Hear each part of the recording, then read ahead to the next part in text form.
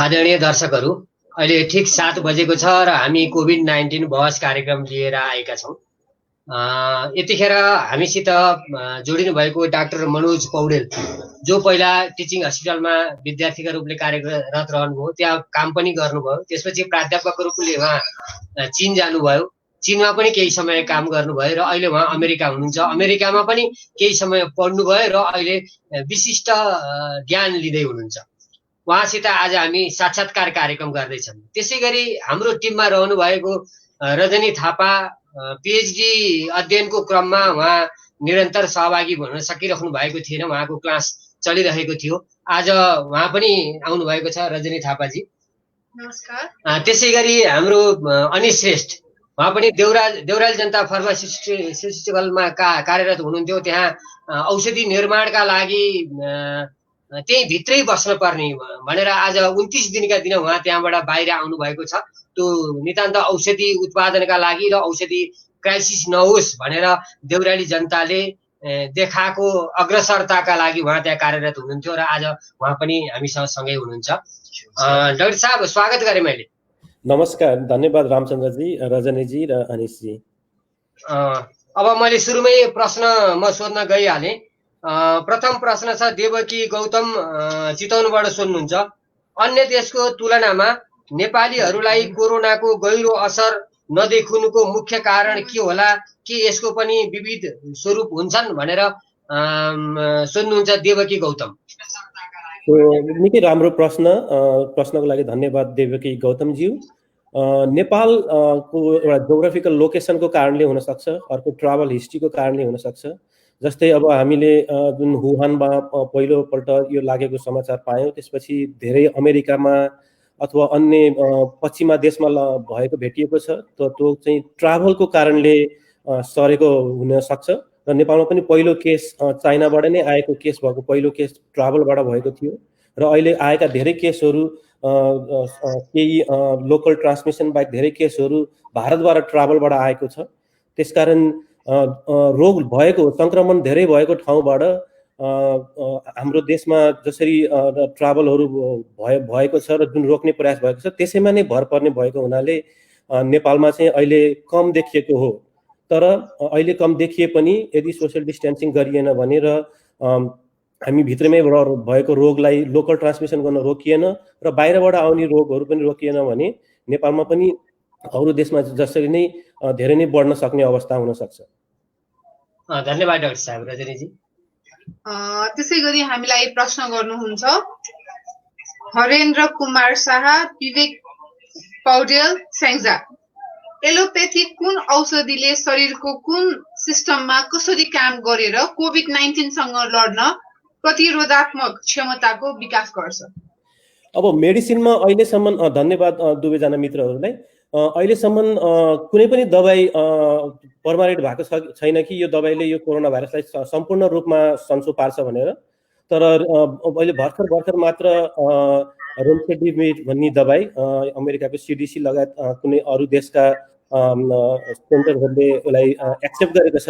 तर त्यो antiviral medicine चाहिँ हस्पिटलाइज बिरामीहरूलाई, एकदमै सिभियर बिरामी भएको बिरामीहरूलाई प्रयोग गर्ने र त्यसले चाहिँ जम्मा काम के अहिलेसम्म के फाइदा दिएको छ भने रिकभरी टाइम घटाउने, जुन लामो समयसम्म रिकभरी अथवा मेकानिकल भेन्टिलेसन जुन पाइप लगाएर सास फेर्ने अवस्था, त्यो अवस्थाको जुन टोटल ड्युरेसन, त्यो ड्युरेसन घटाउने मात्र काम गर्छ। त्यही अहिलेसम्म हामीलाई चाहिँ यो मेडिसिनको हिसाबले यो मेडिसिनले ठ्याक्कै कोरोना भाइरस सन्चो पारिहाल्छ भनेर कुनै पनि ड्रग अहिले उपलब्ध छैन। धन्यवाद। अर्को प्रश्न आएको छ प्रदीप दाल विराटनगर र सचिन चन्द्र सिग्देल पोखराबाट। साइन्सको रिसर्च विकास एलोप्याथिक मेडिसिन भ्याक्सिन हो। डिसेम्बरबाट सुरु भएको कोभिड-19 मे सकिन लाग्दासम्म पनि उपचार पत्ता लगाएर मेडिसिन भ्याक्सिन आउन नसक्नुलाई के भन्नुहुन्छ?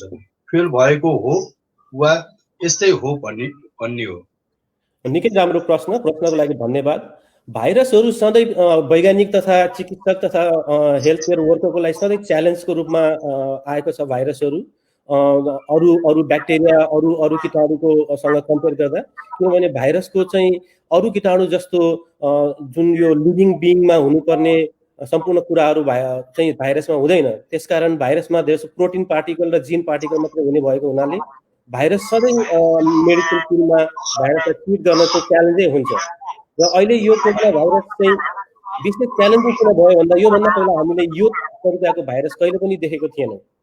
अचानक ह्युमन बिङमा सरेर आयो, त्यसपछि चाहिँ अनि हामीले यो भाइरसले के गर्दो रहेछ, कसरी गर्दो रहेछ भनेर अहिले पनि हामी जानकारी पाउने अवस्थामै छौँ। त्यसकारण अब अहिलेसम्म अरू भाइरस जसरी यो भाइरसको पनि क्योर अथवा ट्रिटमेन्ट पाइएको छैन। अनि भ्याक्सिनको हिसाबले पनि भ्याक्सिनको चाहिँ विभिन्न प्रकारको भ्याक्सिन हुन्छन्। एउटा प्यासिभ भन्ने भ्याक्सिन भन्ने हुन्छ, एउटा एक्टिभ भन्ने भ्याक्सिन हुन्छ। दुवै प्रकारको भ्याक्सिनमा चाहिँ विश्वभरका सरकारहरूले अत्याधिक लगानी गरेर अहिले भ्याक्सिन पत्ता लगाउने प्रयासमा अगाडि बढिरहेका छन्। केही रिसर्चहरूले चाहिँ अलिक पोजिटिभ फाइन्डिङ देखाएको छ, तर सम्पूर्ण रूपमा क्लिनिकल ट्रायल जुन सकिएर जनमानसमा उपलब्ध हुनुपर्ने बेला हो, त्यो बेला आइसकेको छैन। त्यो नआउनुको कारण चाहिँ के विज्ञान फेल भएको हो? अब यो भाइरसको प्रोपर्टी भन्छु म। यो भाइरसको चाहिँ अब जस्तै एउटा मान्छेलाई रोग लागेको 1 देखि 3 हप्तामा उसमा एन्टिबडी बन्छ। अहिलेसम्म पनि हामीलाई थाहा छैन त्यो एन्टिबडी कति समयसम्मले उसलाई भाइरस फेरि रिइन्फेक्सन लाउन प्रिभेन्ट गर्छ अथवा त्यसले जिन्दगीभर गर्छ गर्दैन, अहिलेसम्म पनि थाहा छैन। अरू कतिपय भाइरस जुन हामीलाई पहिलेदेखि थाहा थियो, हामीलाई उसको बारेमा थाहा छ कि यो भाइरस लाग्यो भने जिन्दगीभर हामीलाई फेरि त्यो भाइरस लाग्दैन अथवा यति समयसम्म हामीलाई प्रोटेक्ट गर्छ त्यो एन्टिबडीले भन्ने हामीलाई थाहा छ। तर यो कोरोना भाइरस, यो नयाँ यो नोभल कोरोना भाइरस बारेमा हामीलाई थाहा नै छैन यो एन्टिबडीले कति काम गर्छ, के गर्छ भनेर। त्यही भएर कुन चाहिँ एन्टिबडी प्रयोग गरेर भ्याक्सिन बनाउने भन्ने नै थाहा नहुँदा त्यो ट्रायल गर्दै हेर्दै जाँदा मात्रै थाहा हुने कुरा हो। त्यही भएर समय पनि लाग्छ र सजिलो पनि छैन। धन्यवाद डाक्टर साहब। अर्को प्रश्न छ, रामेश्वर दुलाल काठमाडौँबाट सोध्नुहुन्छ, कोरोना भाइरस कति प्रकारका कोरोना भाइरस कति प्रकारको हुन्छ, कोरोना भाइरस कति प्रकारका इन्डिफरेन्ट भयो डाक्टर साहब भनेर सोध्नुहुन्छ। अब कोरोना भाइरस चाहिँ हामीलाई पहिल्यै थाहा भएको कोरोना भाइरस हो, तर यो अहिलेको कोरोना भाइरस चाहिँ जुन चाहिँ के चमेराबाट आएको हुनसक्छ भनेर प्रारम्भिक अहिले रिपोर्टहरू रिसर्चहरूमा भनिएको छ। यो कोरोना भाइरस चाहिँ हामीलाई पहिला थाहा थिएन, तर अहिले यो जेनेटिक एनालाइसिस हेर्दाखेरि विश्वभरिमा टाइप ए, टाइप बी र टाइप सी भनेर 3 प्रकारको कोरोना यो अहिलेको नोभल कोरोना भाइरस विश्वभरि विभिन्न ढङ्गले फैलिएको भेटिएको छ। धन्यवाद डाक्टर साहब। डाक्टर साहब, त्यसै गरी हामीहरू सबैजनालाई थाहा छ कि अहिले विश्वभरि नै कोरोना दिन प्रतिदिन बढ्दैछ। अझै सन्दर्भ नेपालको बारेमा कुरा गर्ने हो भने त हिजो हामी थोरैबाट सुरु भएर आज हामी धेरैमा पुगिसक्यौँ र आज खबर पनि आएको छ कि धुलीखेल हस्पिटलमा चाहिँ एकजना प्रेग्नेन्ट वुमनको चाहिँ कोभिडबाट नै मृत्यु भएको हो भनेर पोजिटिभ आयो भन्ने छ। त्यही अन्तर्गत हामीलाई प्रश्न पनि आएको छ सिबी छेत्री दाङबाट, कोभिड-19 आगो जसरी विश्वभरि फैलिरहेको छ, यो नियन्त्रणमा आउन कति समय लाग्छ भन्ने प्रश्न गर्नुभएको छ उहाँले। धन्यवाद साथी, यो निकै राम्रो प्रश्न हो। कोरोना भाइरसले हाई रिस्क ग्रुप जस्तै 65 वर्ष भन्दा बेसी उमेर भएको अथवा मुटु अथवा फोक्सोको रोग भएको अथवा प्रेग्नेन्सी अथवा हाम्रो रोगसँग लड्न सक्ने शक्ति कम भएको मान्छेहरूमा बढी लाग्न सक्छ। त्यो हामीलाई ज्ञान भएको कुरा हो। र कहिलेसम्म लाग्छ भन्ने कुरा अहिले हामीले चाहिँ विभिन्न ढङ्गले अनुमान लगाउन सक्छौँ। जस्तै सन् 1918मा स्पेनिस फ्लू भन्ने एउटा भाइरस लागेको थियो यो संसारमा, जुन पेन्डेमिक रूपमा विश्वभरि फैलियो। त्यो बेला विश्वयुद्ध पनि चलेको थियो। त्यही भएर हामीलाई धेरै साइन्टिफिक ज्ञान छैन, तर जति ज्ञान छ त्यो हिसाबले हेर्दाखेरि सुरुमा चाहिँ त्यो पेन्डेमिक फ्लू आयो। त्यसपछि अहिले जसरी पेन्डेमिक संसारभरि फैलियो, धेरै मान्छे मरे, अनि त्यसपछि तल गयो, जुन कर्भ फ्ल्याटनिङ द कर्भ, अनि कर्भलाई तल घटाउने भनिन्छ, त्यो तल गयो। त्यसपछि त्यो फेरि अर्को सिजनमा आयो। त्यसपछि यति धेरै आयो कि त्यो पहिलाको भन्दा सिजनमा भन्दा धेरै मान्छे मार्यो। अनि त्यसपछि फेरि त्यो तल गएर मिनिमल भयो। त्यसपछि फेरि तेस्रो आयो। त्यसपछि 3टा पिकको रूपमा आयो त्यो भाइरस। त्यो 3टा पिकको रूपमा आएपछि विश्वभर फैलेपछि मेरो विचारमा विश्वको 70% मान्छेहरूलाई इन्फेक्सन भयो होला। धेरैलाई सन्चो हुन्छ यस्तो भाइरसहरू, धेरै 98-99% लाई आफै सन्चो हुन्छ। त्यो 1 देखि 2% हो एकदमै सिभियर हस्पिटलाइज गर्नुपर्ने अथवा भेन्टिलेसनमा राख्नुपर्ने। अब धेरै मान्छेलाई लाग्यो होला अनि त्यसपछि हर्ड इम्युनिटी आएर अनि के अरे नेचुरली कन्ट्रोल भएको हुनसक्छ है। अब त्यो अवस्था अब अहिले 70% मै इन्फेक्सन भएर यो कन्ट्रोल हुने भन्ने चाहिँ अहिले भर्खर मैले इमेजिन गरेको छैन। तर अहिलेको हाम्रो अवस्था के हो भने सोसियल डिस्टेन्सिङ गरेर एकबाट अर्कोमा सर्न दिन नदिने, कन्ट्याक्ट ट्रेसिङ गरेर लागिसकेको मान्छेलाई चाहिँ बाट कोमा अरूमा सर्न सक्ने सम्भावना छ भनेर उहाँलाई कन्ट्याक्ट ट्रेसिङ गरेर र हाम्रो समाजमा नभएको समाजमा त्यो रोग आउन दिएन भने र हामीले त्यो कम गर्न सकिन्छ। तर कहिलेसम्म भन्ने कुरा, अर्को कुरा हामीलाई के ज्ञान छैन भने जस्तै मानौँ तपाईँ हामीले अहिले सोशल डिस्टेन्सिङ गरेर यो भाइरससँग एक्सपोजर हुनबाट त बच्यौँ, तर भविष्यमा बिस्तारै बिस्तारै हाम्रो समाज खुल्छ, डिजिज कन्ट्रोल हुँदै जाँदा, तर जुन मान्छेहरूलाई अहिले यो भाइरसको एक्सपोजर भएन त्यो मान्छेलाई पछि एक्सपोजर हुँदा कस्तो अवस्था आउन सक्छ भन्ने कुरा अहिले हामीलाई ज्ञान भइसकेको छैन। त्यही भएर अहिलेको भन्ने सक्ने अवस्थामा छैन कि अहिले यो कहिलेसम्म जान्छ भन्ने अवस्थामा छैन, तर लामो समयसम्म चाहिँ डेफिनेटली नै जान्छ र लामो समयसम्मलाई हामीले तयारी अवस्थामा बस्नुपर्ने हुनसक्छ। धन्यवाद डाक्टर साहब। अब अर्को प्रश्न आएको छ प्रमा अधिकारी काठमाडौँबाट। कोभिड-19 बाट बच्न के कस्तो उपाय अपनाउन सकिन्छ? यो लकडाउन एक मात्र उपाय हो? लकडाउनकै बीचमा धेरै बेड बढेको छ, त्यसैले यसबाट बच्न सजिलो उपाय सबैले बुझ्ने र सबैले सजिलै गर्न सक्ने उपाय बताइदिनु हुनु डाक्टर साहब भन्नुभएको छ। निकै राम्रो प्रश्न। सर्वप्रथम कसरी बच्ने भन्दाखेरि यो भाइरसको कसरी सर्छ भन्ने कुरा ज्ञान हुन जरुरी छ। मेरो विचारमा अहिले रेडियो टिभीहरूले हामीलाई जानकारी गराइरहेको छ, एफएम रेडियो टिभीहरूले श्वास प्रश्वासबाट सर्ने, हामीले बोल्दा आछिम गर्दा खोक्दाखेरि जुन हाम्रो सानो पार्टिकल्सहरू हाम्रो नाकमुखबाट बाहिर जान्छ त्यो अर्को मान्छेको आँखामा नाकमुखबाट शरीरभित्र पस्यो भने लाग्ने। अर्को चाहिँ क्लोज कन्ट्याक्ट भयो भने हुने र कुनै सामानहरू प्रयोग गर्ने जुन सामानमा चाहिँ रोग लागेको मान्छेको सलाइभा अथवा भाइरस भएको सामानमा प्रयोग गरियो भने पनि सर्ने हुनसक्छ। त्यस सर्न सक्ने अवस्था हामीले थाहा पाइसकेपछि अब कसरी बस्ने भन्दाखेरि सफा रहने, हामीले लागेको मान्छे अथवा रोग लाग्छ लाग्छन् भने थाहा नभएको मान्छेबाट कम्तीमा 6 फिट टाढा बस्ने। अनि त्यसपछि के मास्क लाउने, कुनै पनि सार्वजनिक ठाउँमा जाँदाखेरि सकेसम्म मास्क लाउने। अनि कहीँ कतै रोगी भेटियो भने उहाँलाई चाहिँ क्वारेन्टाइनमा बस्न सहयोग गर्ने, उहाँको क्लोज कन्ट्याक्टमा नबस्ने। र अर्को निकै महत्त्वपूर्ण प्रश्न के लकडाउन मात्रै सोलुसन हो? मेरो विचारमा के लाग्छ भने जुन यो जोग्राफिकल लोकेसन र त्यहाँको वस्तु अवस्थामा भर पर्छ कस्तो खाले रेस्पोन्स गर्ने भन्ने। जस्तै अब न्युयोर्क जस्तो सहर छ जहाँ हुन त अहिले राम्रो हुँदै गएको छ, तर एकदमै धेरै रोग भएको ठाउँमा त एब्सोल्युट लकडाउन गरेर एकदमै इसेन्सियल कुराहरूको लागि मात्रै जनताहरूलाई जस्तै खानेकुरा किन्न अथवा दबाई आफूलाई दबाई गर्न, इमर्जेन्सी दबाई गर्ने त्यस्तो कुराहरू बाहेक अरू कुराहरू लकडाउन गरेको ठिक हुन्छ। र अर्को ठाउँ चाहिँ जुन ठाउँमा हामीलाई कति रोगी छन् भन्ने थाहा छैन, जुन कति रोग छ भन्ने हामीलाई थाहा नै छैन, त्यो ठाउँमा पनि एक्स्ट्रा केयरफुल हुनुपर्छ। अनि जहाँ चाहिँ हामीसँग रिसोर्सेस कम छ, टेस्टिङ रिसोर्सेसहरू अथवा ट्रिटमेन्ट रिसोर्सेसहरू अथवा हेल्थ केयर म्यान पावर रिसोर्सेसहरू कम छ, त्यहाँ पनि एक्स्ट्रा केयरफुल हुनैपर्छ। तर कन्क्लुजनमा भन्दाखेरि मैले चाहिँ स्मार्ट लकडाउन गर्नुपर्छ भन्ने लाग्छ। जस्तै नेपालमा पनि जुम्लामा छ, विभिन्न अवस्था छ जुम्लामा, र नेपालको तराई बेल्टमा अर्को अवस्था छ, काठमाडौँमा अर्को अवस्था छ। त्यहाँ आफ्नो आफ्नो भेग अनुसार लकडाउन गर्नुपर्ने हुनसक्छ। जस्तै जुम्लामा पूर्ण रूपमा तराईको भेग जस्तो लकडाउन गरेर मेरो विचारमा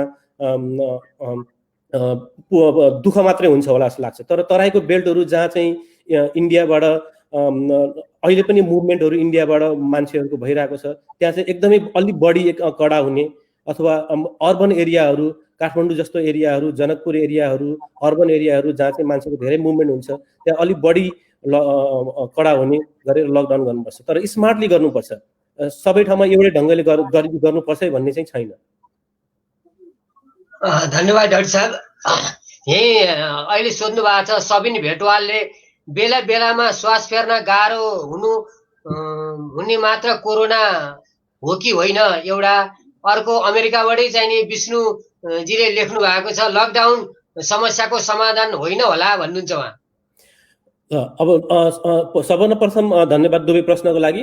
सिम्टम वाइज के हुनसक्छ भन्दाखेरि खोकी लाग्ने, श्वास प्रश्वासमा गाह्रो हुने, ज्वरो आउने, काम ज्वरो आउने, मासुहरू शरीरका मासुहरू दुख्ने, एकदमै थकाइ लाग्ने, घाँटी बस्ने, अथवा सास जुन हामीले यो सुँग्न सक्ने हाम्रो क्षमता हुन्छ अथवा जिब्रोले टेस्ट गर्ने क्षमता हुन्छ त्यो चाहिँ कम भयो भने अथवा हरायो भने चाहिँ कोरोना भाइरसको सिम्टम लागेको शङ्का गरिन्छ। त्यो बाहेक अन्य अरू अनकमन सिम्टम्स पनि हुन्छन्, जस्तै यो डाइजेस्टिभ सिस्टमका सिम्टमहरू वाक लाग्ने, भोमिटिङ हुने अथवा डायरिया हुने। त्यो बाहेक अरू अन्य अनकमन सिम्टम्स पनि छन् जुन चाहिँ अहिले म भन्दाखेरि समयले नपुग्ला, तर यी चाहिँ कमन सिम्टम्स हुन्।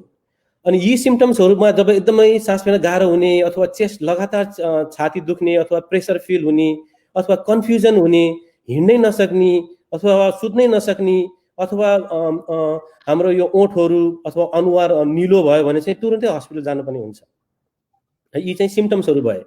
तर यी सिम्टम्सहरू अरू रोगमा पनि लागेको हुनसक्छ, अरू सामान्य फ्लूमा पनि यी सिम्टम्सहरू हुनसक्छ, जस्तै यो सास फेर्न गाह्रो हुने, ज्वरो आउने, खोकी लाग्ने, मासु दुख्ने, अरूमा पनि हुनसक्छ। तर यो कोरोना भाइरसको सिचुएसन भएको हुनाले यी सिम्टम्स आयो भने तपाईँले डक्टरलाई फोन गरेर टेस्ट गराउनु नै राम्रो हुन्छ, नम्बर 1।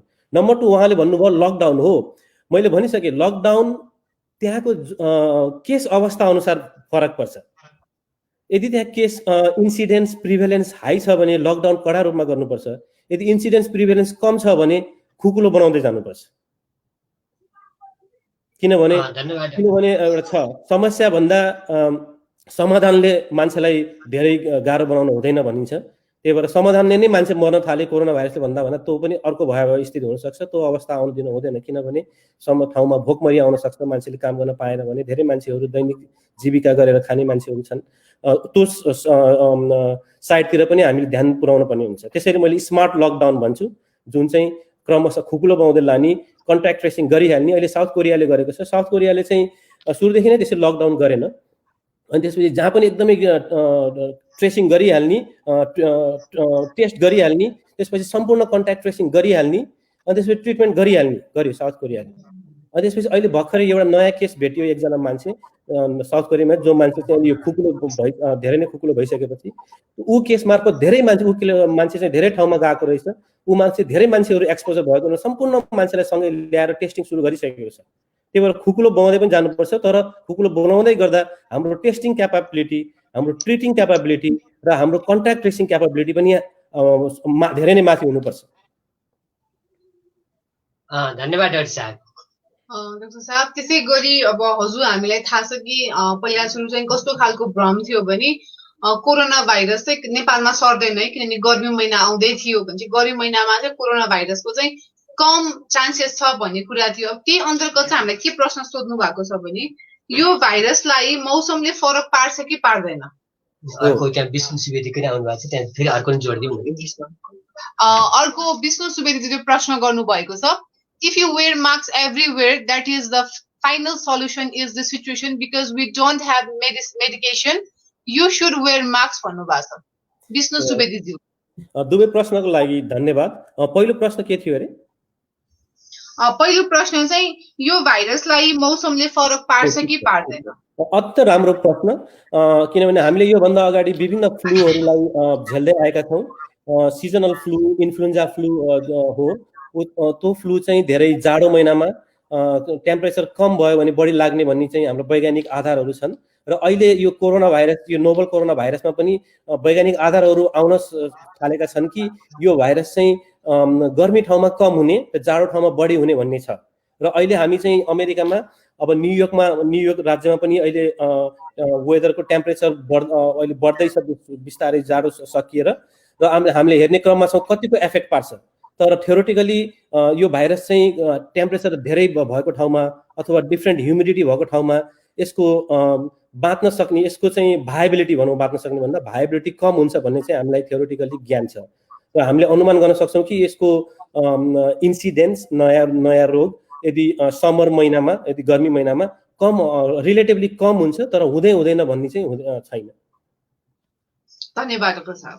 अनि दोस्रो प्रश्न मास्कको छ, कुनै पनि रोग यदि रेस्पिरेटरी ड्रपलेट्स यो हाम्रो नाक र मुखबाट निक्लिने ड्रपलेटहरूबाट सर्छ भने त्यो ड्रपलेट रोग लागेको मान्छेबाट बाहिर जान नदिन र रोग लागेको मान्छेबाट हाम्रो नाक आँखा मुखमा फैलिन नदिनलाई ब्यारियरै चाहिन्छ। त्यो ब्यारियर भनेकै त्यो 6 फिटको जुन सजेसन छ अथवा कुनै पनि एउटा फिजिकल ब्यारियर मास्क लाएर गर्ने फिजिकल ब्यारियर भन्ने छ, त्यो अरू सामान्य फ्लू जस्तै हो।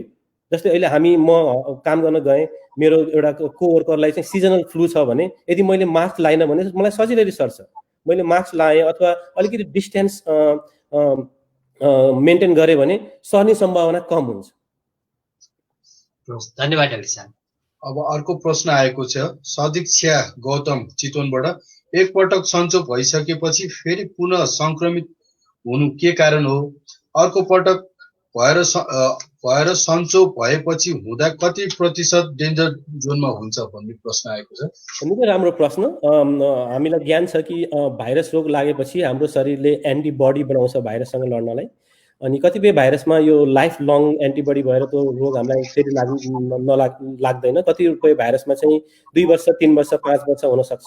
यो कोरोना भाइरसको बारेमा हामीलाई थाहा छैन। त्यो एन्टिबडी 1 देखि 3 हप्तामा बन्छ, तर कति महिना कति वर्षसम्म यसले काम गर्छ भने थाहा छैन, नम्बर 1। नम्बर 2 यसले सम्पूर्ण रूपमा काम गर्छ कि अलिअलि काम गर्छ भन्ने पनि हामीलाई थाहा छैन। किनभने सुरुमा चाइना साउथ कोरिया लगायत अहिले अमेरिकामा पनि रिपोर्टहरू आइसके कोरोना भाइरस लागेर पिसिआर टेस्ट पोजिटिभ भएर एन्टिबडी पनि देखिएको बिरामीलाई फेरि कोरोना भाइरस लागेको छ।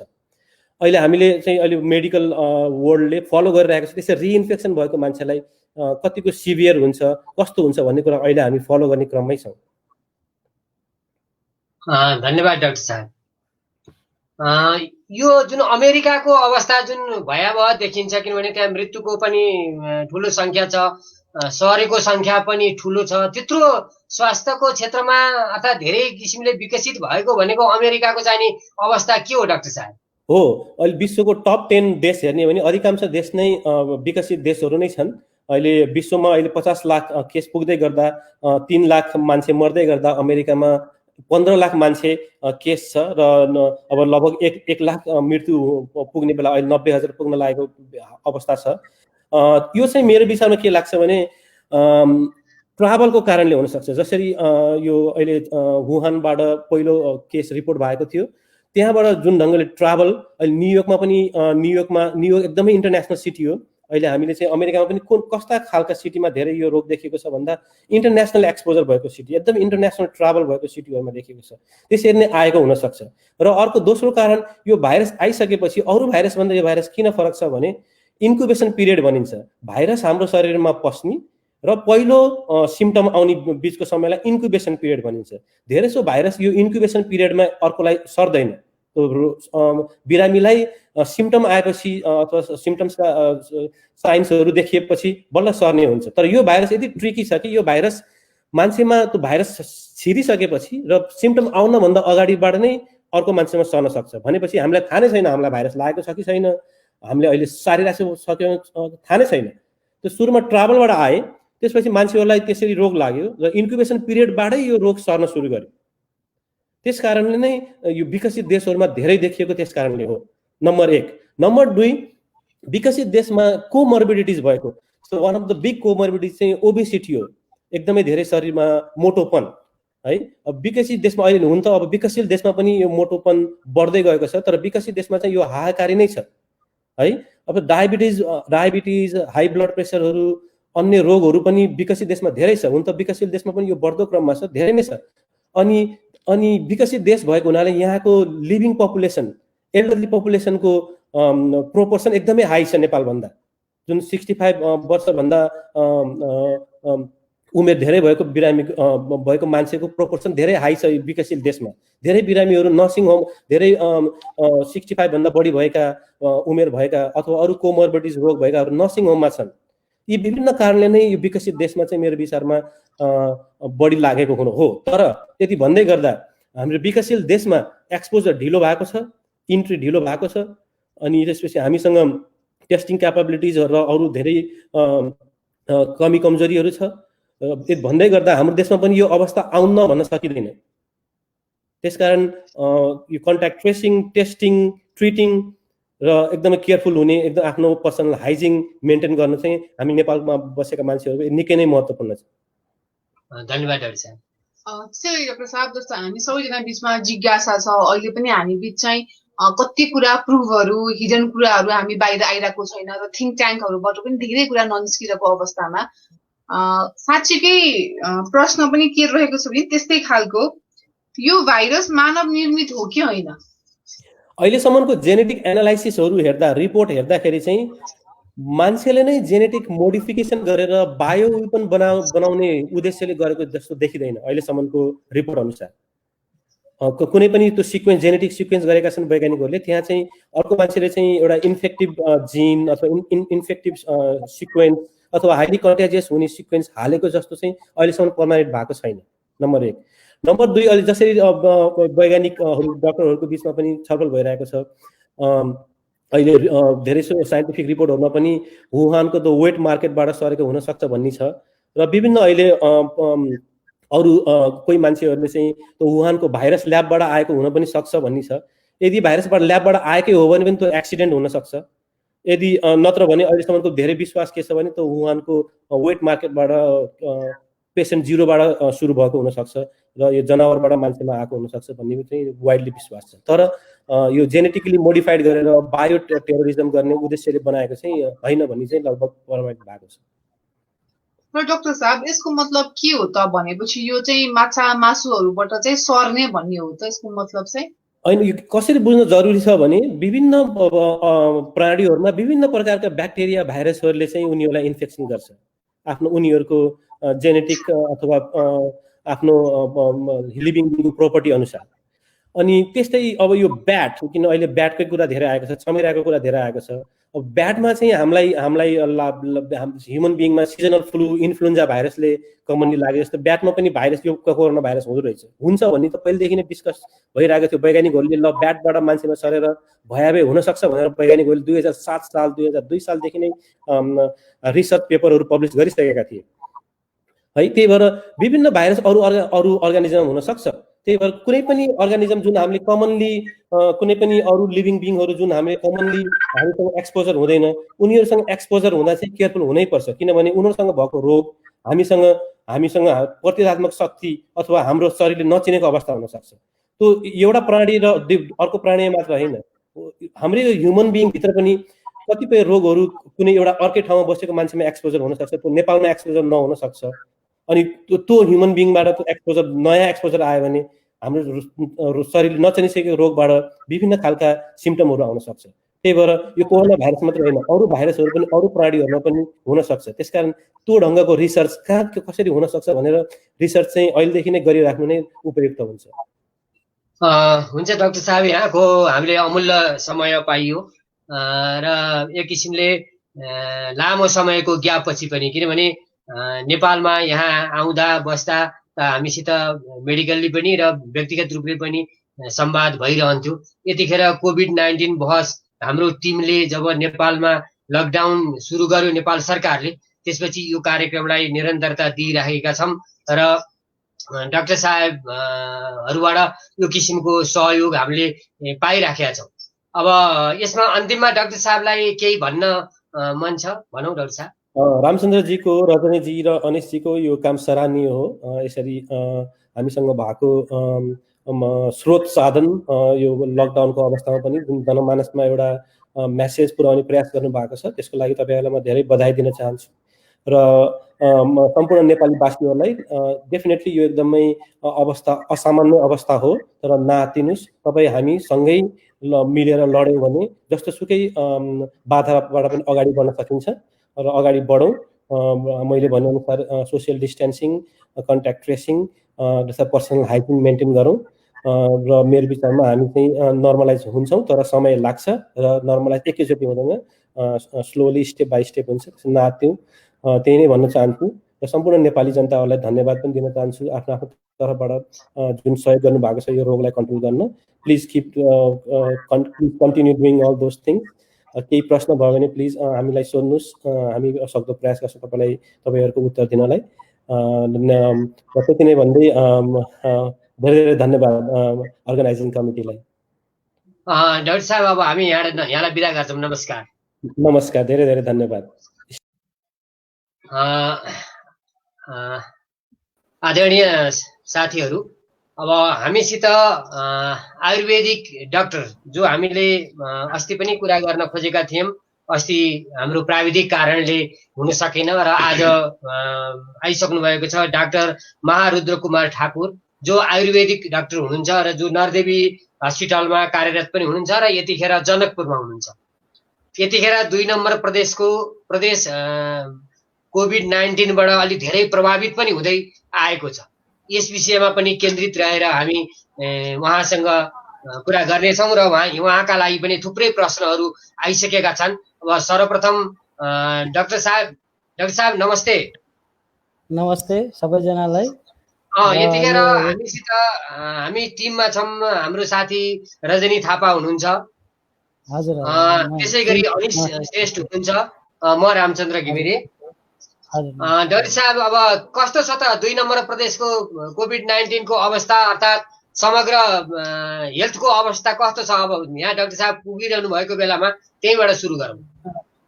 अहिले त लगभग खासै अस्ति देखिएको 2 जना पछि त फेरि नयाँ केस देखिएको छैन। झमाझमी धम्सामा भनौँ न 4 जना केसहरू देखिएको छ धम्सा जिल्लामा प्रोपर। अरू त अब विभिन्न ठाउँबाट जस्तै यो प्रदेश नम्बर 2 मा त मोर देन 95 केसहरू त देखिएको छ होइन। त्यस हिसाबले छ, तर नयाँ केसहरू अहिले फेरि भेटिएको छैन।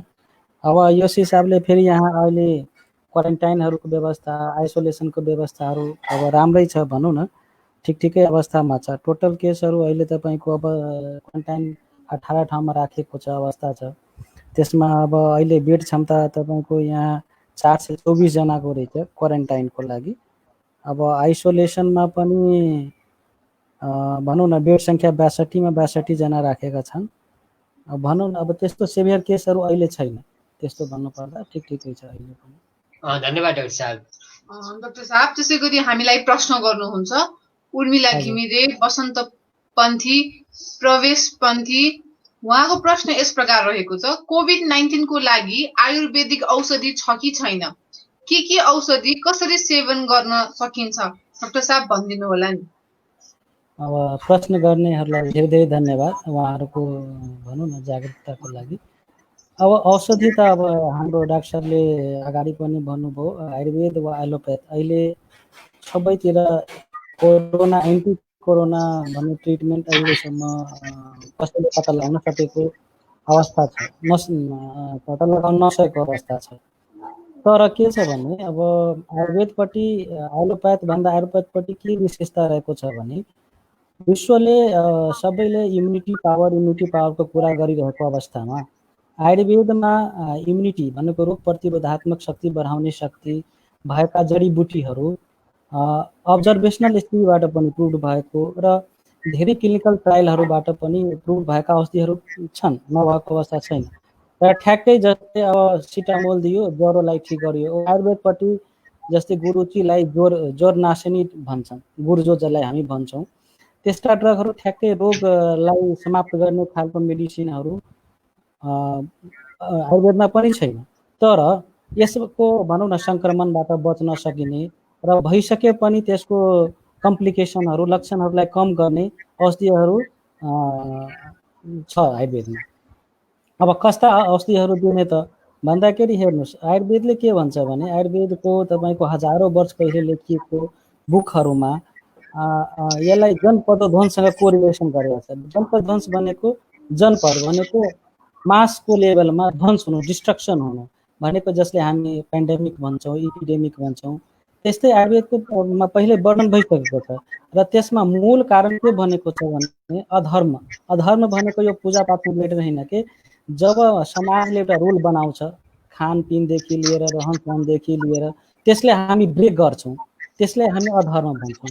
र जुन हामीसँग नलेज छ, जस्तै अब कुन बेला के खाने के नखाने, अब जस्तै अब त्यहाँ हामी युवानको कुरा गरौँ, अब मान्छेले नन भेजहरूको कुरा गर्छन्, अनेक थरीका अब हुन त फ्याक्ट एक्ज्याक्ट फ्याक्ट कुरा त आउन पाएको छैन, तैपनि इडिबल चिजहरू खाइदिने त्यस्ता कुरोहरूले गर्दाखेरि यो भएको भन्ने त अहिले विश्वले पनि स्वीकार गरिरहेको अवस्थामा आयुर्वेदको पनि मूल कारण त्यहीबाट भएको छ र त्यस्ता कुराहरूबाट बच्दै आयुर्वेदपट्टिका केही औषधिहरू जसले चाहिँ इम्युनिटी पावरलाई बढाउँछ त्यो चाहिँ धेरै अब हामीहरूले गाउँघरमा पनि हेरेको हुन्छौँ, हाम्रो भान्सामा प्रयोग गरेर आउँछौँ, तर के हो यसले के गर्छ भन्ने थाहा नपाएको अवस्थामा त्यसैलाई हामी युटिलाइज गर्न सक्यो भने अब सामान्य रूपमा हेर्नु पर्दा अहिले हामीले भनौँ न नेपाल स्वास्थ्य तथा जनसङ्ख्या मन्त्रालयले पनि एउटा प्रोटोकल निकालेको छ आयुर्वेदको प्रिभेन्सन, आयुर्वेदपट्टिबाट कोरोनाको लागि प्रिभेन्सन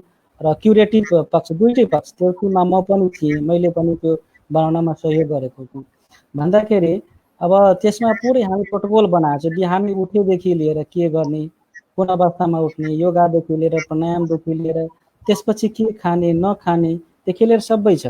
तर सामान्य रूपमा हेर्दाखेरि अहिलेको अवस्थामा बिहानै के भन्छ भने ब्रह्म मुहुर्तमा उठ्ने, ब्रह्म मुहुर्त भनेको 4 बजेदेखि 6 बजेको समय हो, अर्थात् सनराइजभन्दा 45 मिनट कमसेकम 45 मिनट अगाडि उठेर हाम्रो नित्य कार्यक्रम हुन्छ, जस्तै ब्रस गर्ने, टोयलेट जाने गरेर त्यसपछि आधा कप मनतातो पानी खाने, त्यसपछि योगा प्राणायामहरू के प्राणायाम गर्ने त्यो पनि हामीले भनेका छौँ, जस्तै अनुलोम विलोम भयो, भ्रामरी भयो, तपाईँ कपालभाती भयो। यसमा केही खास टाइम समय लाग्दैन।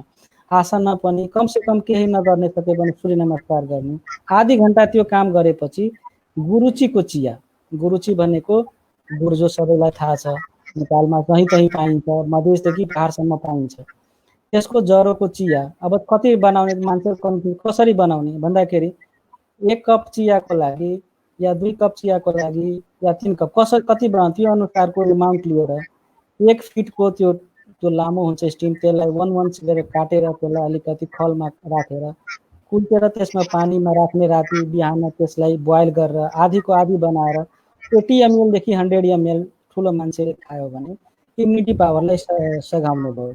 एउटा त्यो फुड डाइभर्सिटीको रूपमा लिन सक्यौँ। त्यसैलाई मेडिसिनको रूपमा पनि हायर डोजमा लिन सकिन्छ। त्यसको पाउडर आउँछ, त्यसको क्याप्सुल आउँछ, त्यसको ट्याब्लेट आउँछ। त्यो डक्टरले कस्तो अवस्था छ त्यो अवस्था हेरेर मेडिसिन प्रिस्क्राइब गर्ने हो। त्यस्तै अब इन्डियामा रिसर्च चलिरहेछ अहिले तपाईँको एसटी मधु, जुन चाहिँ चाइनामा पनि त्यसको केमिकल कम्पोजिसन ग्लाइसिरिजिनले कोरोनाको यस प्रोटिनलाई हाम्रो सेलसँग कम्बाइन हुन दिँदैन, इनहिबिट गर्छ भन्ने कुरा प्रुभ भइसकेको कुरा हो। त्यसै माथि इन्डियाले पनि रिसर्च गरिरहेछ। यशोगन्धा, युथेनिया सोम्निफेरा, ग्लाइकोराइजा ग्याब्रा, एसटी मधु, पाइपर लङ्गम, पिपली र गुरुची, यस्ता 4वटा जडीबुटी मिलाएर तपाईँको मेदान्ता हस्पिटलदेखि लिएर इन्डियाको विभिन्न स्टेटमा युज भइरहेछ। र तिनीहरूको अर्को पनि मेडिसिन छ आयुष 64, जुन एन्टिमेलियल ड्रगको रूपमा 2040 उनीहरू रिसर्च गरेर पुरा क्लिनिकली प्रुभ गरेको छ कि मलेरिया ड्रगमा, मलेरिया डिजिजमा काम गर्छ। त्यसलाई पनि यसमा उनीहरूले क्लिनिकल ट्रायलमा राखेको छ। अहिले भर्खर एउटा इन्डियाको ब्रह्मप्रकाश आयुर्वेद मेडिकल कलेज छ, त्यहाँ 114 केसहरू ओन्ली आयुर्वेद मेडिकेसनको हिसाबमा उनीहरू ट्रिटमेन्ट गर्दैछ। र अहिले भर्खर हिजो मैले 25 केस क्योर भइसकेको छ भन्ने, पोजिटिभ भएको केस नेगेटिभ आएको छ। त्यस्ता कुराहरू पनि इन्डियामा रिसर्च भइरहेको अवस्थामा छ। त्यो हामी पनि युज गर्न सक्छौँ र हामी पनि त्यो प्रोटोकलमा राखेको छौँ ती कुराहरूलाई। त्यस्तै कुराहरूबाट हामी चाहिँ धेरै कुरा गर्न सक्छौँ। हुन्छ डाक्टर साहब, अर्को पनि प्रश्न आएछ, अरू पनि प्रश्न बिचमा गर्नु पर्ला। हजुर, अर्को प्रश्न आएको छ, आयुर्वेदिक हस्पिटलहरूमा पनि यसको उपचार हुन्छ कि हुँदैन भन्ने प्रश्न आएको छ। हजुर, यस्तो छ। अहिले अब कोरोना हस्पिटलै भनेर त हाम्रो अब कुनै पनि आयुर्वेद हस्पिटलमा त्यसरी आइसोलेसन क्वारेन्टाइन अहिले राखेको अवस्था छैन। अर्को एउटा छ तपाईँको यो हाम्रो आयुर्वेद रिसर्च सेन्टर छ अहिले हाम्रो कीर्तिपुरमा, त्यहाँ चाहिँ क्वारेन्टाइनको लागि चाहिँ एकचोटि निरीक्षण भएको हो, तर त्यहाँ पेसेन्ट अहिलेसम्म भर्ना गरिएको अवस्था छैन। र अन्य आयुर्वेद हस्पिटलहरूमा जस्तै त्यस्ता केसहरूलाई हामी चाहिँ अहिले लिने गरेका छैनौँ, किनकि त्यो व्यवस्था छैन, त्यस किसिमको भने ल्याबोरेटरीको फेसिलिटी छैन भने। तर हाम्रो के सोच छ भने हामीले प्रपोजल गरेको उसमा के छ भने जहाँ कोरोनाको पेसेन्ट छ त्यही गएर आयुर्वेदको जनशक्तिले त्यो अनुसारको ट्रिटमेन्ट गर्न सक्यो भने त्यसको रिकभरी टाइम कम हुन सक्छ, त्यसको कम्प्लिकेसनहरू कम हुन सक्छ र भनौँ न त्यो र अन्य क्वारेन्टाइनमा भएका बिरामीहरूलाई इम्युनिटी पावर जस्तै क्षेत्र नम्बर प्रदेश नम्बर 1 मा ट्रिटमेन्ट हुनु सँगसँगै हजुरको यो च्यवनप्राश त्यसपछि अश्वगन्धा एसटी मधुचूर्णहरू खुवाएको अवस्थामा चाँडै निको भएको अवस्था छ।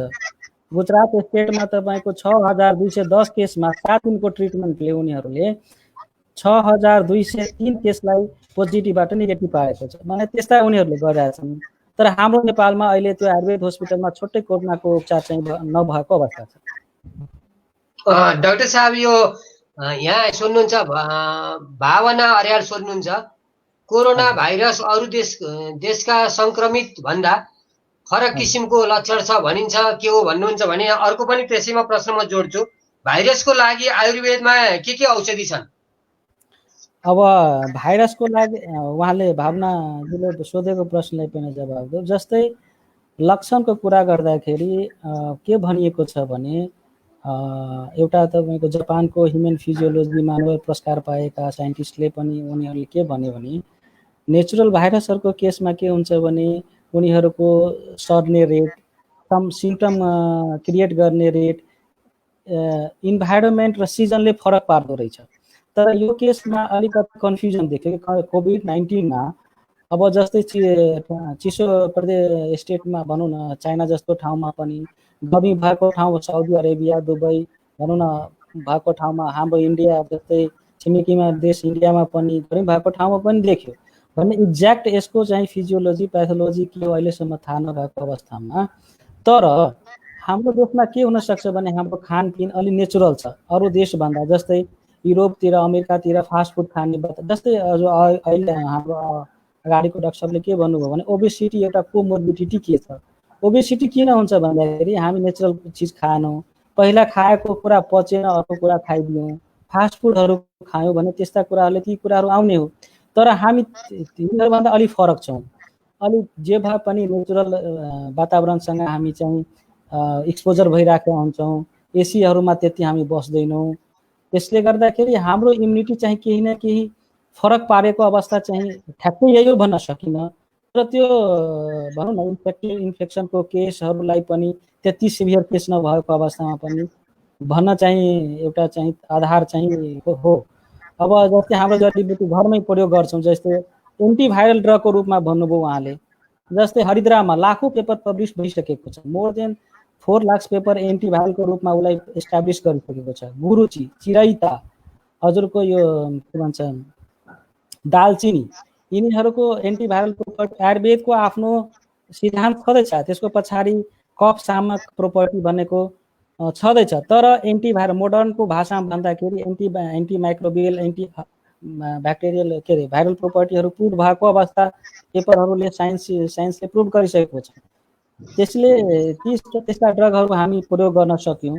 चिराइतो भयो, कालमेघ भयो, अरूको जेठी मधुमेह अगाडि भनिसके, यी ड्रगहरूले अश्वगन्धा भयो, यिनीहरूले इम्युनिटी पावर बनाउनुको साथसाथै एन्टिभाइरल प्रोपर्टी भएको पनि अवस्था अहिले छ। धन्यवाद डाक्टर साहब। डाक्टर साहब त्यसै गरी प्रश्न रहेको छ, यो कस्तो कस्तो खानेकुराहरू खाँदाखेरि रोगसँग लड्न सक्छ? जस्तो हाम्रो खाना खाने समयमा कस्तो खालको खानेकुरा खायो भने, खाजा खाने समयमा कस्तो खालको खाजा खायो भने, र कुन खानेकुरा चाहिँ केसँग मिसाएर खाँदाखेरि चाहिँ अझै राम्रोसँग चाहिँ रोगसँग लड्न सकिन्छ होला? हो, एकदम यो सान्दर्भिक र धेरै राम्रो क्वेसन उहाँले सोध्नु भएको छ। उहाँलाई धन्यवाद। खास गरी जस्तै अहिलेको समय चाहिँ वसन्त ऋतु सकेर अब ग्रीष्म ऋतुमा हामी आउँदैछौँ। जेठ सकेपछि, जेठ सुरु भइसकेपछि ग्रीष्म ऋतु सुरु हुन्छ, जेठ र असारलाई हामी।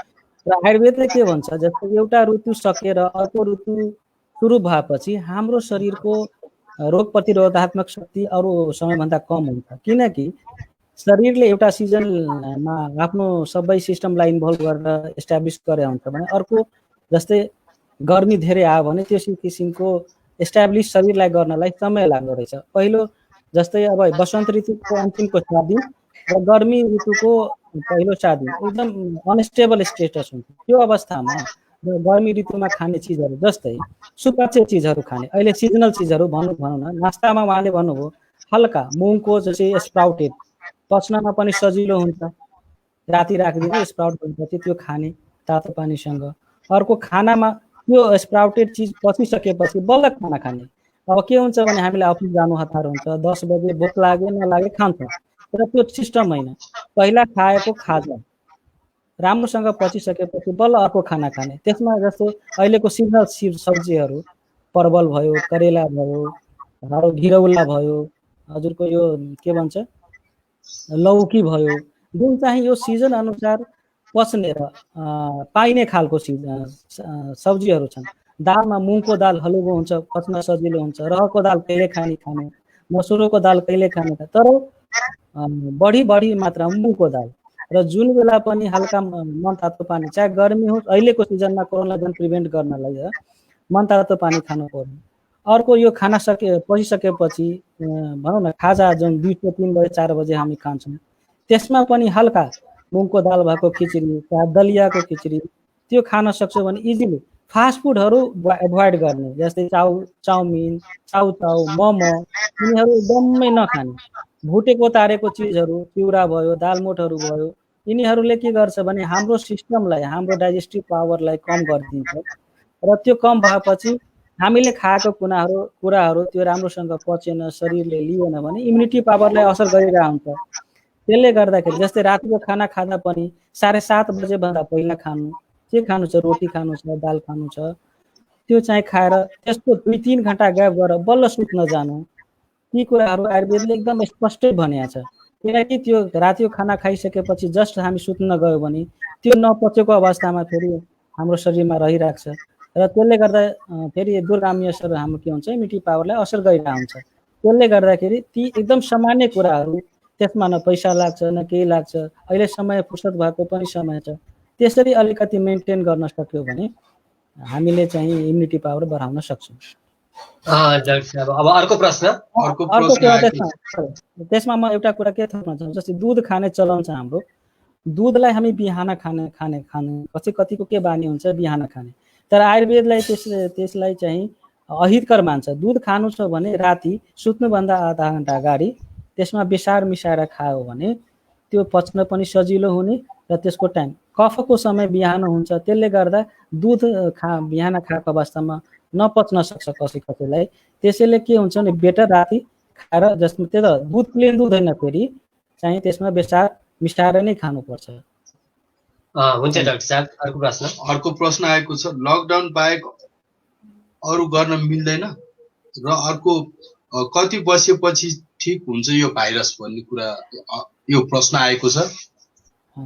हजुर, डाक्टर साहबले पनि अगाडि भन्नुभयो यो लकडाउन त विकल्प हुँदै हुन, तर के छ भने हाम्रो भनौँ न इन्फेक्सियस रेट घटोस्, एक मान्छेबाट अर्को धेरै मान्छेमा नजाओस्, जसले गर्दाखेरि हाम्रो म्यानेजमेन्ट, हाम्रो चाहिँ हस्पिटलको अवस्था अब त्यति साह्रो धेरै राम्रो नभएको अवस्थामा कमसेकम बिरामी होस्, त्यसलाई ट्रिट गर्न सकौँ भन्ने हो क्वारेन्टाइनको भनौँ न लकडाउनको अवस्था, त्यो चाहिँ उद्देश्य चाहिँ।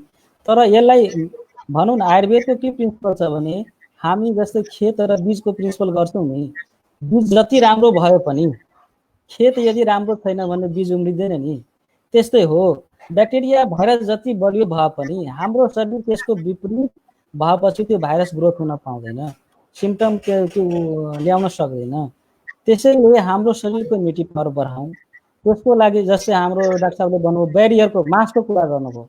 आयुर्वेदले अर्को के ब्यारियरको कुरा गर्छ भने बिहान हामीले पनि त्यो उसमा राखेका छौँ, त्यो हाम्रो निर्देशिकामा, जस्तै नाकमा 2 थोपा तेल हाल्ने, मुखमा चाहिँ खाली पेटमा जस्तै ब्रस लगाइसकेपछि 1 देखि 2 चम्चा मुखमा तोरीको तेल हुन्छ वा सरसोको तेल हुन्छ, त्यो राखेर एकछिन चाहिँ रोक्ने 5 मिनट, त्यसपछि खुला गरेर फाल्ने।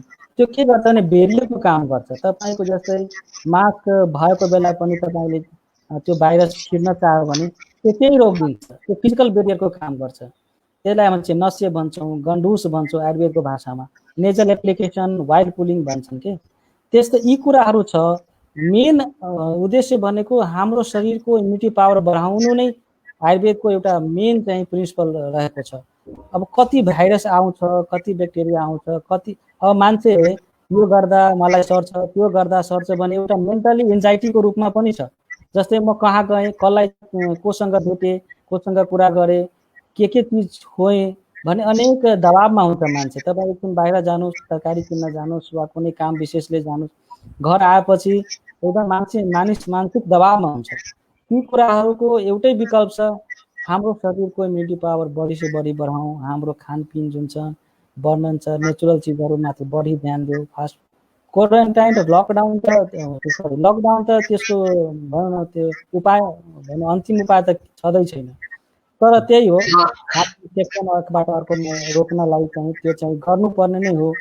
त्यो अहिलेको अवस्थामा त झन् जस्तै इन्डियामा बढिरहेको केस अब नेपालमा भित्रिरहेको अवस्थामा चाहिँ त्यो नगरी फेरि अहिलेको अवस्थामा विकल्प छैन। तर लङ टर्मको यो लागु छैन। हुन्छ डाक्टर साहब, यहाँको अमूल्य समय पाइयो र आयुर्वेदका विषयमा पनि धेरै हामीले विस्तृत रूपमा चर्चा गर्न सक्यौँ र आउने दिनमा पनि चर्चा गर्न सक्छौँ। र नेपाल सरकारसित हामीहरू पनि एउटा अनुरोध के छ भने कमसेकम आयुर्वेदलाई पनि रिसर्च गर्ने बजेटको प्रबन्ध गरिदियोस् र यसको पनि विकास गरोस् भन्ने जस्तो यहाँहरू जस्तो सक्षम डाक्टर साहबहरूले यसमा काम गर्नुहुनेछ। अन्त्यमा छोटो केही भन्न चाहनुहुन्छ डाक्टर साहब?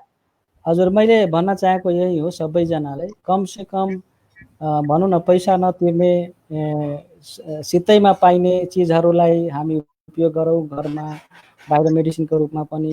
र कुनै प्रदेश क्षेत्र नम्बर 5 प्रदेश नम्बर 5 प्रदेश नम्बर 1 उहाँहरूले धेरै आयुर्वेदको जस्तै क्वारेन्टाइनका बिरामीहरूलाई पनि आयुर्वेद औषधिहरू सँगसँगै दिनुभएको छ, उहाँहरूलाई धन्यवाद दिँदै र हजुरहरूलाई पनि यसो प्लेटफर्ममा आयुर्वेदको बारेमा केही भन्न मौका दिनुभएकोमा धेरै धन्यवाद दिन चाहन्छु।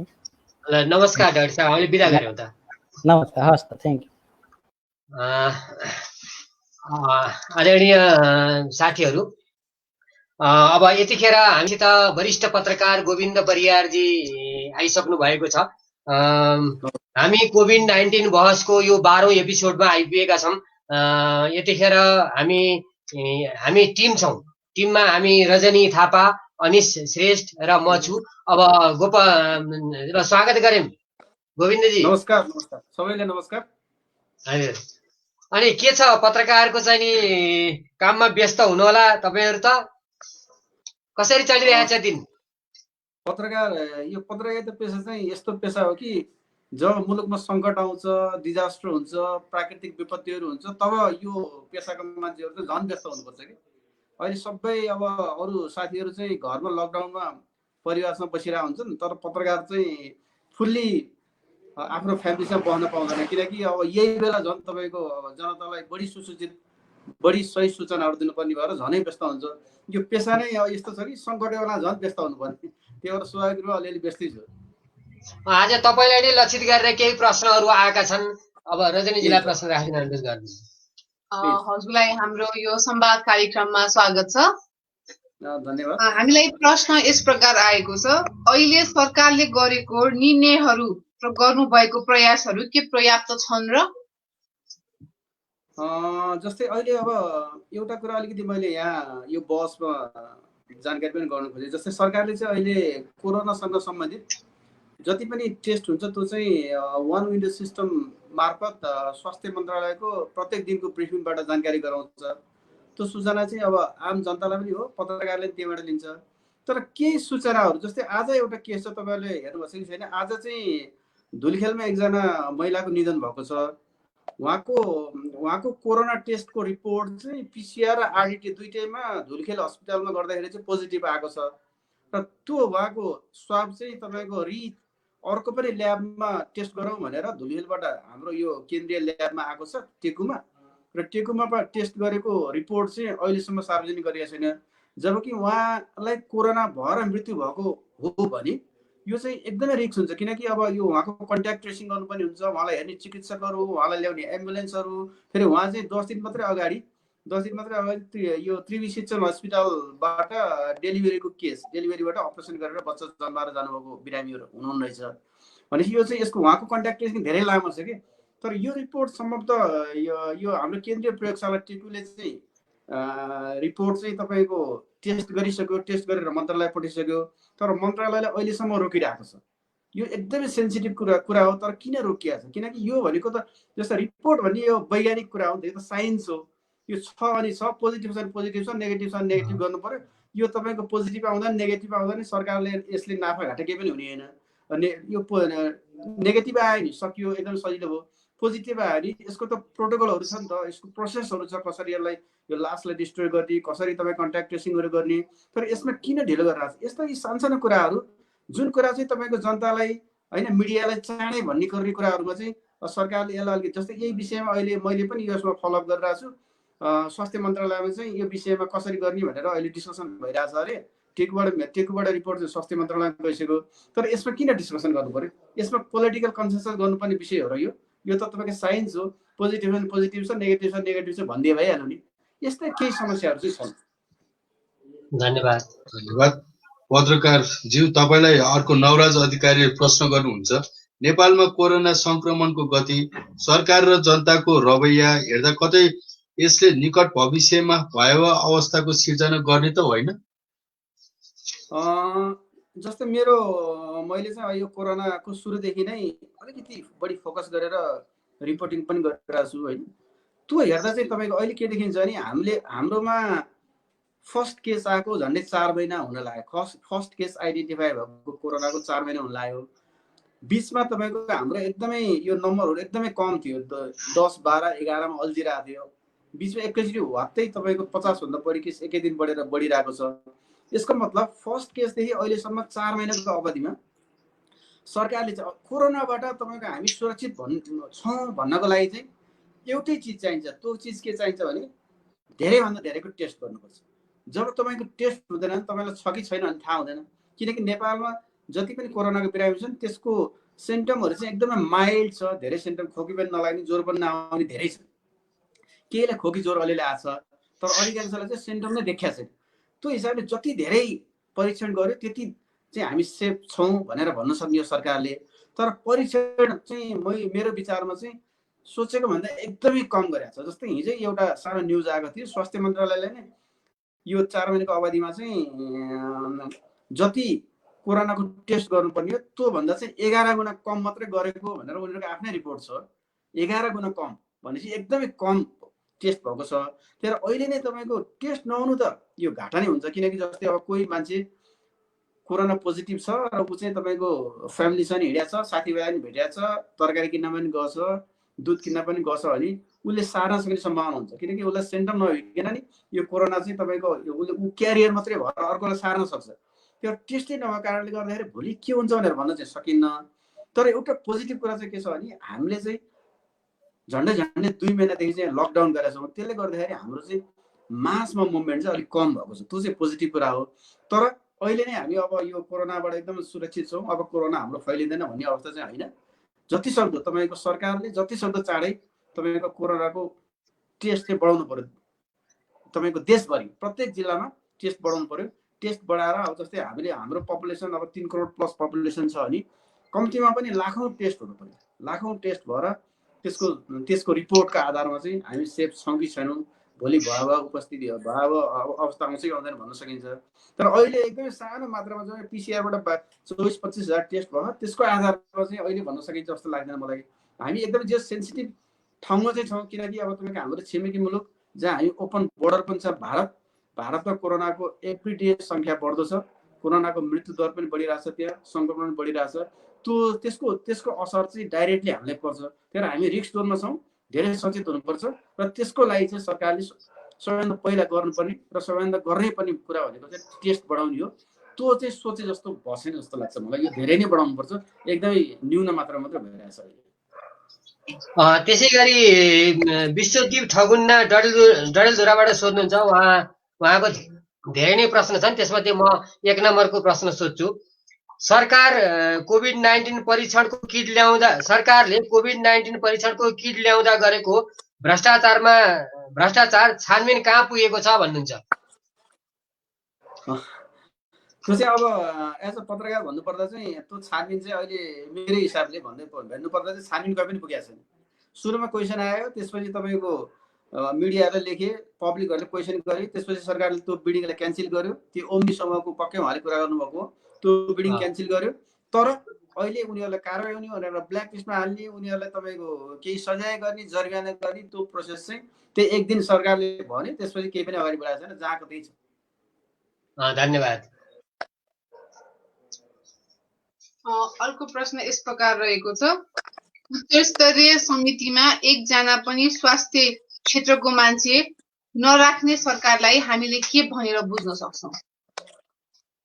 त्यो चाहिँ एकदम यो क्वेसन चाहिँ जायज हो, किनकि अब सरकारले कोरोना विरुद्ध कोरोना नियन्त्रण र रोकथामका लागि भनेर जुन उप प्रधानमन्त्री ईश्वर पोखरेलको नेतृत्वमा समिति बनाएको छ, त्यो समितिमा चाहिँ त्यो क्षेत्रको, जस्तै हामीले कोरोना नियन्त्रण गर्ने हो, कोरोना उन्मूलन गर्ने, कोरोनाबाट सचेतना जगाउने समिति हो भने चाहिँ त्यहाँ चाहिँ विज्ञको हिसाबले सम्बन्धित क्षेत्रको विज्ञ हुनुपर्छ। जस्तै बाहिरकै हेर्नु, जस्तै अमेरिकाकै हामीले एभ्रिडे ब्रिफिङ सुनिरहेको छौँ, त्यहाँ तपाईँको फाउची भन्ने डाक्टर साहब, उहाँ चाहिँ अब विश्वकै यो सङ्क्रमण रोग विशेषज्ञमा एकदमै अघिल्लो स्तरमा नाम लिइने विज्ञ हुनुहुन्छ। अधिकांश मेडिकल साइन्सको स्टुडेन्टले उहाँको किताबहरू पढ्नुपर्ने हुन्छ यो सङ्क्रमण रोग सम्बन्धी। उहाँले ब्रिफ गर्नुहुन्छ, उहाँले सबै यो कोरोनाको स्ट्राटेजी बनाउनुहुन्छ, कोरोनाको एनालाइसिस गर्नुहुन्छ र त्यो उच्च लेभलको व्हाइट हाउस डोनाल्ड ट्रम्पकै समिति उहाँ हुनुहुन्छ। तर नेपालमा चाहिँ अब सबै मन्त्रीहरू, सबै सचिवहरू मात्रै भएको समिति चाहिँ त्यति प्र्याक्टिकल होइन जस्तो लाग्छ मलाई। त्यहाँ कुनै एउटा विज्ञ भएर अब त्यसरी त्यो अलिक सिरियस तरिकाले छलफल गरियो भने चाहिँ हामीले अब तपाईँको कोरोना नियन्त्रणको साँच्चीकै बाटो पहिलाउन सकिन्थ्यो। त्यो चाहिँ सरकारको गल्ती नै हो, त्यहाँ चाहिँ विज्ञ पनि चाहिन्थ्यो भन्ने मेरो पनि तर्क हो। उहाँको तर्कसँग पनि सहमत छु। धन्यवाद। अर्को प्रश्न आएको छ, कोभिड-19ले देश अघि जान्छ कि पछि? हिजो राष्ट्रपतिको भाषण सुन्दा त विकास हुने देखियो। यस्तो छ, अब यो कोभिडलाई चाहिँ कसरी हेर्नुपर्छ जस्तो लाग्छ मलाई भने यो चाहिँ हाम्रो नेपालमा मात्रै आएको सङ्कट होइन, यो विश्वमै आएको सङ्कट हो। यो चाहिँ तपाईँको सेन्चुरी 100औं वर्षमा एकचोटि अब यो विश्वले खेप्ने सङ्कट मध्येको एउटा सङ्कट हो। तर यो सङ्कट चाहिँ अब योभन्दा अगाडिका महामारीहरू हेर्दा पनि यो चाहिँ अलिकति खतरनाक जस्तो देखिन्छ, किनकि यो चाहिँ अहिले सबै संसारभरि नै यसको सङ्क्रमण छ। यो हाम्रो विश्व, यो पृथ्वीभरि नै यसको सङ्क्रमण छ। यसले अहिले चाहिँ तपाईँको मान्छेको स्वास्थ्यमा असर गरिरहेछ। बिस्तारै अब यो अरू क्षेत्रमा पनि प्रवेश गर्छ, जस्तै तपाईँको अर्थनीतिमा प्रवेश गर्छ। अबको तपाईँको इकोनोमी चाहिँ यसले कसरी ड्यामेज गर्छ, इकोनोमीलाई कसरी असर गर्छ। 3-4 महिनादेखि विश्व नै लकडाउन बसेको छ, फ्याक्ट्रीहरू चलेको छैनन्, मान्छेहरू घरबाटै काम गरिरहेछन्, मुभमेन्टहरू हुन सकेको छैन, रेस्टुरेन्ट होटलहरू बन्द छन्, हवाई उडानहरू बन्द छन्, एकदमै ठुलो आर्थिक कारोबार हुने सेक्टरहरू, कम्पनीजहरू बन्द छन्। यसले अब तपाईँको इन्स्ट्यान्ट अब 1-2 महिनामै देखिने यसको असर भनेको पक्कै पनि इकोनोमिक असर हो। त्यसले तपाईँको रोजगारी चाहिँ कट गर्छ, धेरै लाखौँ सङ्ख्या, करोडौँ सङ्ख्यामा विश्वमा बेरोजगारी हुन्छन्। त्यस्तै हामी नेपालमा पनि हुने त्यही नै हो। नेपालमा तपाईँको बिस्तारै यसले अब हाम्रो नेपालको इकोनोमीको बेस भनेको रेमिटेन्स बेस इकोनोमी हो। रेमिटेन्सका कारणले हामीसँग तपाईँको वैदेशिक मुद्रा सञ्चित बढ्छ र त्यो कारणले गर्दाखेरि हाम्रो चाहिँ तपाईँको क्रय शक्ति बढ्ने हो। अब भोलि हाम्रो बाहिर मलेसिया, गल्फ र बाहिर भएका कामदारहरू चाहिँ फिर्ता हुनुपर्ने अवस्था आयो भने चाहिँ अब दुईटा कारण हुन्छ त्यसको। एउटा तपाईँको एकदमै लाखौँ सङ्ख्यामा बेरोजगार हुन्छन् र अर्को चाहिँ हाम्रो वैदेशिक मुद्रा सञ्चित घट्छ, क्रय शक्ति हुँदैन हामीसँग, र अन्त ओभरअलमा तपाईँको इकोनोमीको मेरुदण्ड अब रेमिटेन्समा हान्छ। त्यसलाई कसरी तपाईँको अगाडि बढाउने, त्यसलाई कसरी तयारी गरेर चाहिँ अब हाम्रो इकोनोमीलाई चाहिँ धान्ने गरेर स्ट्राटेजीहरू, प्लानहरू होइन अनि स्किमहरू ल्याउने भन्ने सरकारको चाहिँ त्यस्तो केही देखिँदैन। तर यसले हामीलाई असर गर्छ। जस्तै अघिल्लो क्वेसनमा अलिकति यहाँ म एड्रेस गरिदिन्छु। जस्तै हिजो सरकारले ल्याएको नीति तथा कार्यक्रम जुन छ त्यसमा चाहिँ कोभिडबाट कसरी लड्ने भन्ने चाहिँ खासै मैले देखिनँ। किनकि कोभिडबाट लड्नलाई चाहिँ अब के हेलचक्राइ गरेर हामी कोभिडलाई जित्यौँ भनेर जितिने विषय होइन यो। किनकि विश्वभरि हानेको भर्खर मैले भने जस्तै गरेर विश्वभरि यसले तपाईँको मान्छेको हेल्थमा त हानेकै छ, त्यत्रो मान्छेहरू मारेको छ, त्यत्रो मान्छेहरूमा सङ्क्रमण छ, त्योसँग इकोनोमी हान्दैछ। त्यसपछि अब फुड सर्टेजहरूको सम्भावनाहरू हुन्छन्। अब किनभने फ्याक्ट्रीहरू चलाएको छैनन्, कृषिहरू भइसकेका छैनन्, ठुल्ठुलो फार्महरूमा काम गर्ने मजदुरहरू फार्ममा जान पाएको छैनन्, यसले फुड स्कार्सिटी बढाउने सम्भावना हुन्छ। यसले सबै क्षेत्रमा त्योसँग यसले इकोनोमीको चक्रमा प्रहार गर्छ। इकोनोमीको सबै चक्रमा प्रभाव गऱ्यो भने चाहिँ यो चाहिँ अब तपाईँको ह्युमन सर्भाइभलको लागि पनि ठुलो च्यालेन्ज हुनसक्छ।